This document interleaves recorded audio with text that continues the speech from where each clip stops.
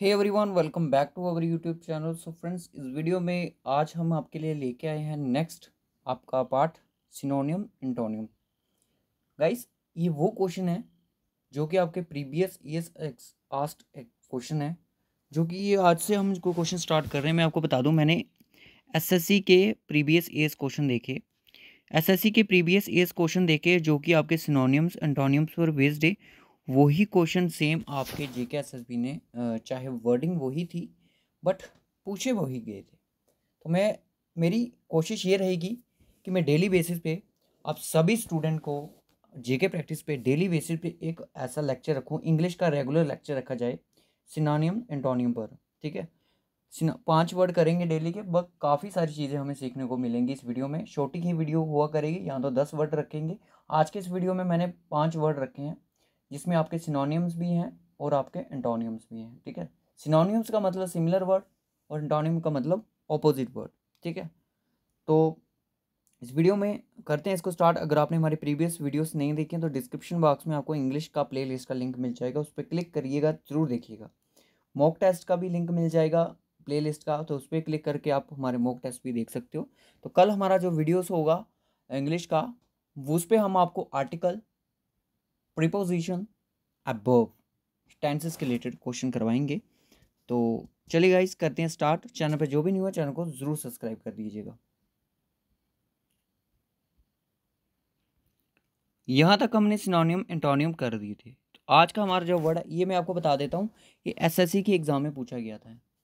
तो आपको ये क्वेश्चन जेकेएसएसबी भी पूछ सकती है। तो देखिए, मेन चीज़ पता क्या होती है कि रूट वर्ड पे भी कुछ क्वेश्चन सॉल्व होते हैं। ठीक है, रूट वर्ड पे ही कुछ क्वेश्चन सॉल्व किए जाते हैं, बट जैसा कोई आएगा तो हम बात करेंगे। आपसे पूछा जा रहा है कि डिक्वाय का सिमिलर वर्ड क्या होता है। स्टील होता है, स्टील का मतलब आपको पता है, ये फॉयल होता है, ट्रैप होता है, टेम्प्ट होता है। क्या होता है इसका सिमिलर वर्ड? जल्दी से जिस बच्चे को पता है वो इसका आंसर बताएगा। क्या होता है, अपनी नोटबुक पे इसको मार्क करो। डिक्वाय का क्या मतलब होता है? डिक्वाय होता क्या है? सबसे पहले ये चीज़ आपको पता होनी चाहिए। डिक्वाय में कह सकता हूँ कि कोई जिसको हम बोलते हैं ट्रैप, ट्रैप कह सकते हैं। ट्रैप हो गया कोई जाल, किसी को फंसाने का फंदा, फंदा कह सकते हैं जिसको हिंदी में अगर मैं बात करूं। तो डिक्वाय का यहाँ पे ये मतलब रहता है कि जो ट्रैप है ये इसका एक सिमिलर वर्ड है। ट्रैप का मतलब रहता है कि फंदा, किसी चीज़ को हम फंसा रहे हैं। ठीक है, तो आप इसका डिक्वाय के सिमिलर वर्ड्स भी लिख सकते हो। Feed, feed, FEED।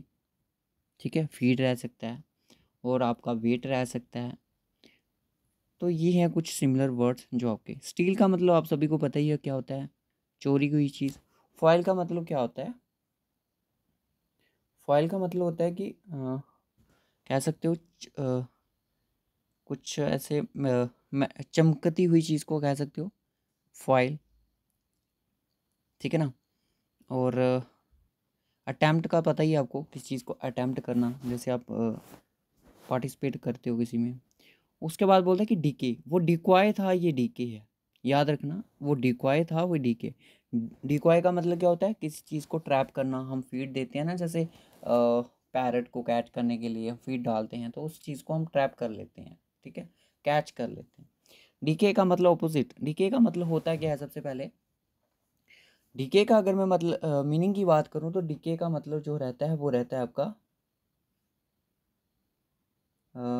जैसे आप बोल सकते हो किसी चीज़ का डिस्ट्रक्शन हो, कह सकते हो डिस्ट्रक्शन, जिसको बोल सकते हो डिस्ट्रक्शन। इसका रहता है कि कोई चीज़ हमारी डिस्ट्रक्ट हो रही है।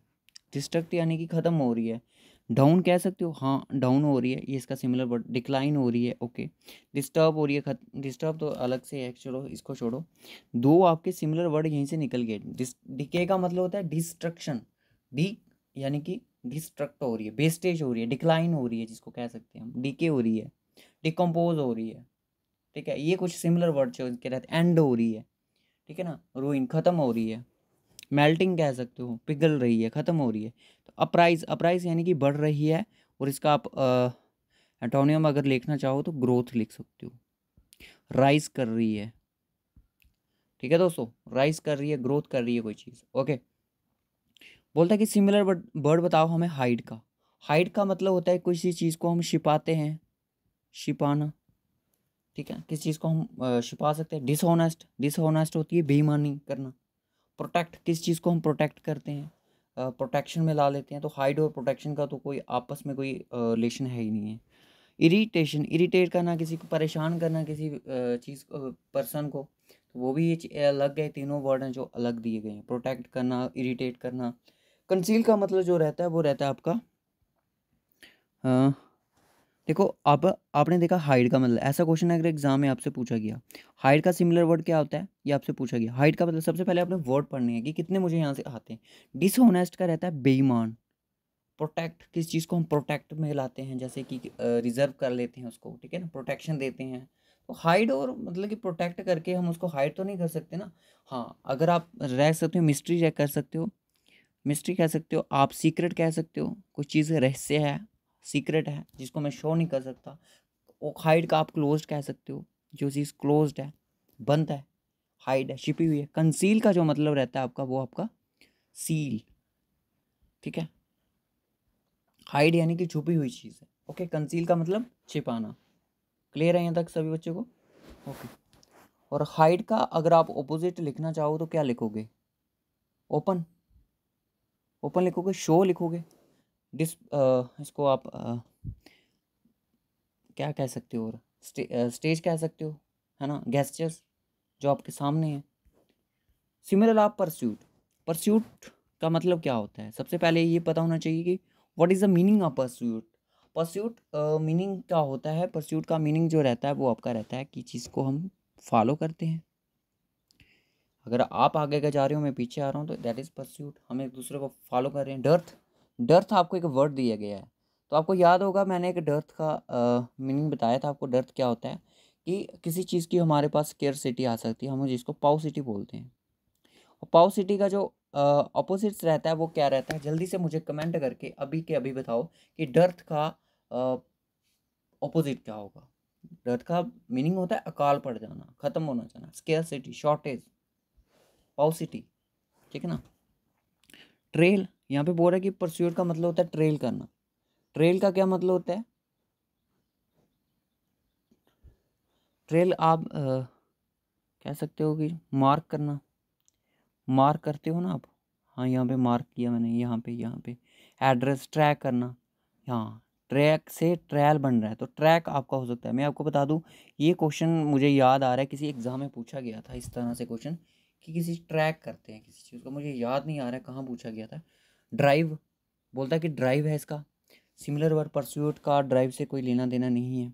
ठीक है। रिट्रीट, जिस चीज़ को रिट्रीट करना, पछतावा करना किसी चीज़ को, रिग्रेट तो हम बोलते हैं, रिट्रीट यानी कि वापसी किसी चीज़ की।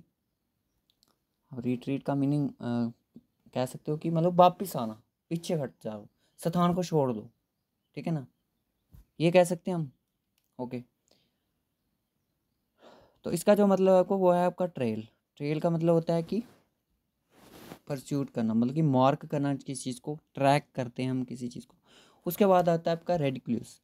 रेडिकुलस का जो मतलब कि यहाँ पे क्या रहता है, जल्दी से बताइएगा। रेडिकुलस का मतलब जो होता है वो आपका होता है फॉल, फॉलिश, बेवकूफ़ जिसको हम बोल सकते हैं, नॉनसेंस बोल सकते हैं, इडियट बोल सकते हैं, यूज वेस्टलेस, वेस्ट बोल सकते हैं, वेस्टेज बोल सकते हैं, यूजलेसनेस बोल सकते हैं, नॉनसेंस बोल सकते हैं। मॉकिंग, मॉकिंग भी इसका सिमिलर रह सकता है कि जो हंसता रहता है बंदा। एब्जर्ड, एब्जर्ड का मतलब ये रहता है लॉफेबल। राइट, राइट का मतलब होता है इंटेलिजेंट, जो is the opposite of the ridiculous. आपने मुझे एक वर्ड बताना है जिसका मैं आपको यहाँ पे लिख दूंगा। आई की जगह, ई की जगह अपने आई डालना है। बाकी रेडिकुलस का क्या मतलब होता है, क्रेडिबल का मतलब क्या होता है। ठीक है, ये दो वर्ड आपने मुझे बताने हैं कि इनका मतलब। और मैं आपको बता दूं, जो आज रात को 9 बजे सेशन होने वाला है, general knowledge, MCQs, history, geography और culture of Jammu and Kashmir, ये एक मस्त वीडियो रहने वाला है गाइस। इसको बिल्कुल भी मिस मत करना, सभी बच्चे इसको देखना, क्योंकि ये हर एग्ज़ाम के लिए इंपॉर्टेंट है। मैं ज़रूरी नहीं कहूँगा कि स्टॉक एक्सटेंड के लिए, अपकमिंग कोई भी एग्ज़ाम रहेंगे जेके एसएसबी के, चाहे वो वीएलडब्ल्यू का होगा। जैसा कि आपको पता है कि 29 मई को जैसे ही स्टॉक असिस्टेंट का एग्ज़ाम खत्म हो जाता है, उसके बाद हमारी बीएलडब्ल्यू की प्रिपरेशन, कहने का मतलब पंचायत सेक्रेटरी की प्रिपरेशन स्टार्ट हो जाएगी। अगर तब तक सिलेबस नहीं भी आता है, मैं तब भी मैंने आपको बताया English, general knowledge of Jammu and Kashmir, and उसके बाद आपका मेंटल एबिलिटी टेस्ट। कहने का मतलब रीजनिंग आपकी, जो आपकी एग्ज़ाम में, हर एक एग्ज़ाम में पूछी जाती है। मैं आपको टॉपिक तो ऑलरेडी प्रोवाइड कर चुका हूँ, बट हम करेंगे फिर अपना जो जीके का फर्स्ट रखेंगे वो पंचायती राज एक्ट होगा, ठीक है।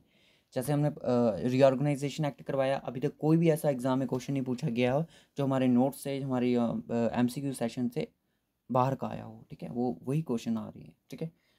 तो चलिए फिर करते हैं इस वीडियो को बंद और दूसरी वीडियो पे करते हैं काम आप।